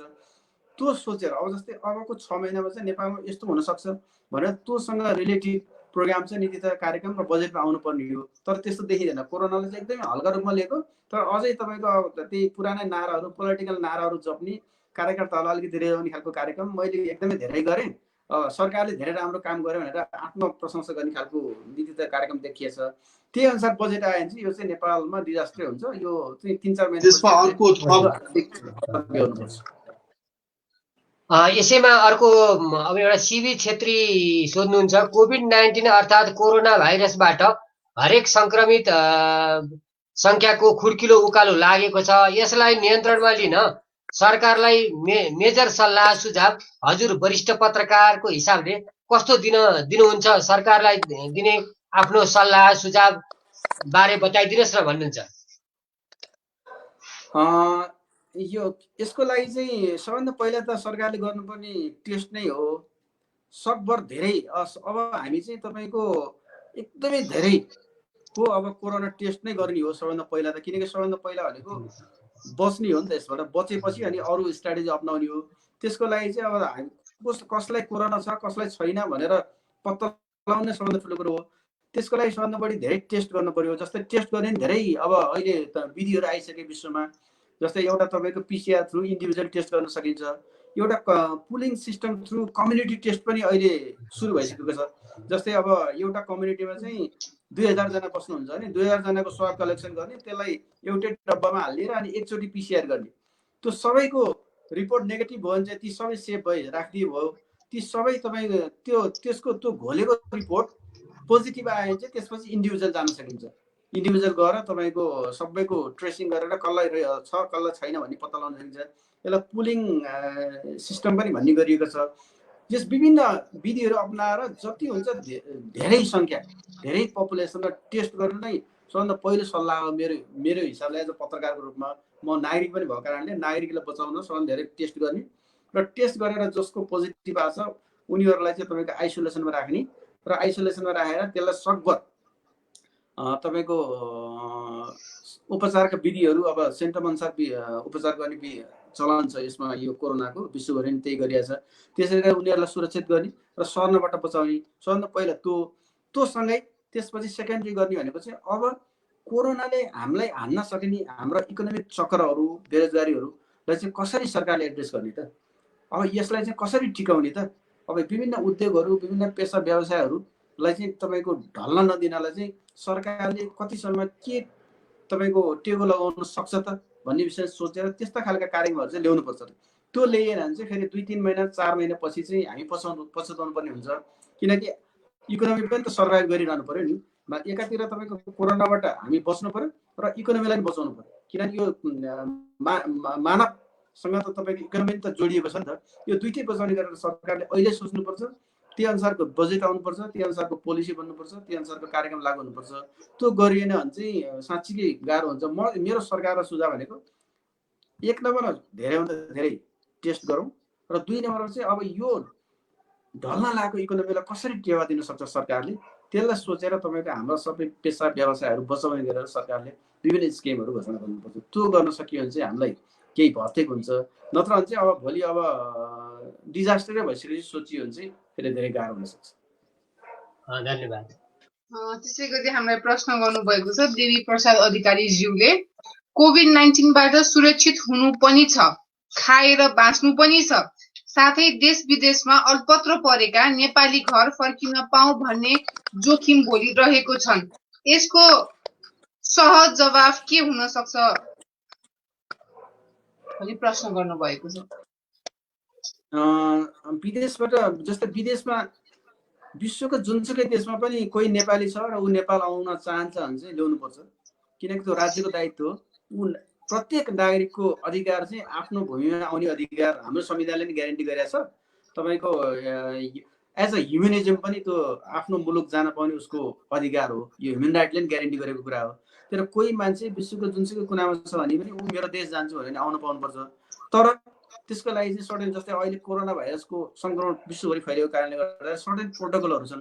उसलाई लिएर आउने ल्याएपछि तपाईँको उसको कोरोना टेस्ट गर्ने, त्यसपछि आइसोलेसनमा राख्ने सर्टेन पिरियड जस्तै अहिले 14 दिन भन्ने गरिएको छ। 14 दिन आइसोलेसनमा राख्ने। त्यसको लागि चाहिँ सरकारले आइसोलेसन केन्द्रहरू बनाउने, यो चाहिँ सबै गर्नुपर्छ। तर विश्वभरि जुनसुकै कुनामा भएका नेपाली पनि नेपाल आउन चाहन्छन् भने चाहिँ उनीहरूलाई नेपाल ल्याउने दायित्व सरकारको हो। त्यसबाट सरकार पन्छिनुहुन्न, उनीहरूलाई चाहिँ ल्याउनु पर्छ भन्ने मेरो तर्क हो यसमा। धन्यवाद। अर्को एउटा प्रश्न आएको छ, ओम्नीलाई भुक्तानी दिन दबाब दिइरहेका छन् भन्छन्, यो के भएको छ? अलिक एकचोटि दोहोऱ्याइदिनु त प्लिज यो क्वेसन। ओम्नीलाई चाहिँ नि भुक्तानी दिन भनेर दबाब परिरहेको छ नि भन्ने प्रश्न गर्नुभएको। यो त मैले पनि सुनेको थियो, ठ्याक्कै अब दबाब छ कि छैन ठ्याक्कै त मैले अलिक भन्न सकिनँ, किनकि तपाईँको उसलाई अहिलेसम्म ब्ल्याकलिस्टमा नहाल्ने, उसले गरेका बदमासीहरू, अब त्यो त्यहाँभित्र भएको करप्सनको बारेमा अहिले इन्भेस्टिगेसन केही नहुनु भनेको केही न केही हिसाबले सरकार चाहिँ उसको फेभरमा छ भन्ने देखिन्छ। त्यो यति भन्न त सामान्य जसले पनि सक्छ, सरकारको फेभर चाहिँ आउने ग्रुपलाई भएको देखिन्छ। किनकि नभएको भए त त्यत्रो क्वेसन भएको, तपाईँको त्यो बिडिङ प्रोसेस नै क्यान्सल भएको कम्पनी त कारवाही परिसकेको हुनुपर्ने हो नि। तर अहिलेसम्म त्यस्तो केही प्रोसेस अगाडि बढेको छैन। त्यो हिसाबले चाहिँ सरकारको केही फेभर हुनसक्छ।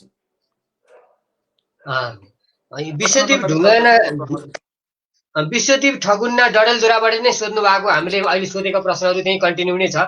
उहाँले सोध्नुहुन्छ, तपाईँको पत्रिका ह्याक गर्ने प्रधानमन्त्रीज्यूको प्राविधिक सहकर्मीलाई के कारवाही भयो?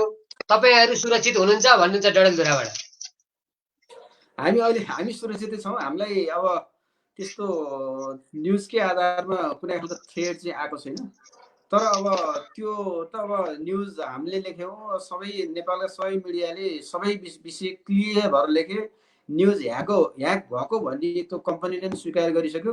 यो त तुरन्तै प्रधानमन्त्रीले अब एक्सन लिनुपर्ने हो, तर उहाँले लिनु भएन। जति लेखे जति बेला लिनु भएन, यो के हो त भन्न सकिएन, तर लिनुपर्ने हो। अब यो हामी पनि किन ल्याएन भनेर अचम्मित छौँ साँच्चीकै, किनभने राज्यको उच्च निकायमा बसेको मान्छेले यो सबै हेरेपछि उहाँले एटलिस्ट इन्भेस्टिगेसन गरेर यसमा एक्सन चाहिँ लिनु पर्थ्यो। यी सबै अनुत्तरित भयो त्यसमा। यो त्यस्तै छ, लिनुभएको छैन। अब यो किन लिनु भएन भनेर अब त्यसको एन्सर हामीले दिन गाह्रो भयो। लिनु पर्यो तर किन लिनु भएन, मेरो पनि त्यही क्वेसनै छ। यो मेरो क्वेसन चाहिँ अब तपाईँको प्रधानमन्त्रीज्यूलाई विशेष गरी, किनकि उहाँको सल्लाहकार हुनुहुन्छ यसमा। धन्यवाद परियारजी, यहाँले हामीलाई महत्त्वपूर्ण समय दिनुभयो। आज हामी 52औं एपिसोडमा आइपुगेका छौँ। यो हामीले वैशाख 1 गतेदेखि 12औं एपिसोडमा आइपुगेका छौँ। हामीले वैशाख 1 गतेदेखिबाट यो सुरु गरेका हौँ र यहाँको अमूल्य समय हामीले प्राप्त गऱ्यौँ र धेरै जानकारीहरू पनि हामीले प्राप्त गऱ्यौँ। अन्त्यमा अब यहाँलाई के भन्न चाहनुहुन्छ? तपाईँलाई धेरै धेरै धन्यवाद, मलाई बोलाउनु भयो, आफ्नो केही कुराहरू अब केही क्वेसनको एन्सर गर्ने मौका दिनुभयो। साँच्चीकै अब जस्तै यस्तो महाव्याधिको विषय अवस्थामा चाहिँ एउटा सचेत नागरिकले, एउटा सचेत तपाईँको जनताले गर्ने भनेको यस्तै हो। तपाईँले जुन गर्नुभयो त्यो साँच्चीकै एउटा नागरिकको दायित्व पुरा गर्नुभयो। के यो यस्ता डिस्कसनहरूले अब जस्तै अहिले यो तपाईँले फेसबुक लाइभ गर्नुभयो, त्यहाँ धेरै साथीहरूले, धेरै अरूले हेरिरहनु भएको होला। केही न केही जस्तो विभिन्न सेक्टरको मान्छे तपाईँहरू ल्याइरहनु भएको छ, केही न केही उहाँहरूले ज्ञान प्राप्त पक्कै गर्नुभएको छ। केही न केही मैले सुनेर अब जस्तै त्यो क्वेसनबाटै मलाई कति ज्ञान भयो, योभन्दा अगाडिका वक्ताहरूको विषयबाटै कति ज्ञान भयो। यो माओवादीमा एउटा सचेत नागरिकले जे गर्नुपर्ने हो त्यो गर्नुभयो। त्यसको लागि म तपाईँलाई धेरै धेरै धन्यवाद दिन्छु र यहाँ बोलाइदिनु भयो त्यसको लागि म आभारी छु। यहाँले समय दिएर नै हाम्रो कार्यक्रम सफल भएको छ। हामी उहाँलाई बिदा गर्छौँ। अब नमस्कार। थ्याङ्क यू, धन्यवाद। अनिशजी, अब आजको कार्यक्रमलाई यहाँले कसरी लिनुभयो, केही कुरा राख्नुहोस्। आजको कार्यक्रमबाट चाहिँ अब कोभिड-19बाट हामी कसरी अब चाँडै अब हामी चाहिँ एकदम सुरक्षित हुनुपर्ने छाँटकाँट देखिएको छ र काठमाडौँमा जति सङ्क्रमण बढ्दै गएको छ, अहिले हालसालै यो आजकै दिनमा यो यता आज बच्चामा चाहिँ जुन कोरोना सङ्क्रमित भएर मृत्यु भएको भन्ने खबर आएको छ। त्यसले त अझ भयावह अवस्था निर्माण गर्ने हो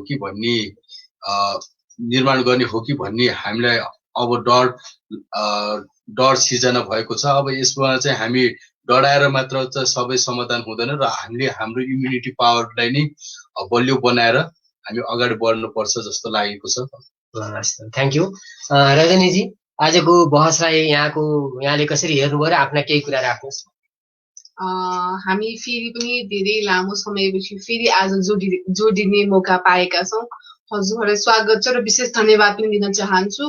जसरी हामीले कार्यक्रमलाई सफल बनाउनको लागि हामीले एउटा टिम वर्क गरेर विभिन्न क्षेत्रका विभिन्न डक्टरहरूलाई हजुरहरू सामु ल्याइरहेका छौँ, त्यसरी नै हजुरहरूले पनि यो ज्ञानलाई चाहिँ सेयर गरेर फलो गरेर कमेन्ट गरेर हामीलाई साथ दिनु त्यसलाई तपाईँलाई विशेष धन्यवाद दिन सम्पूर्णलाई।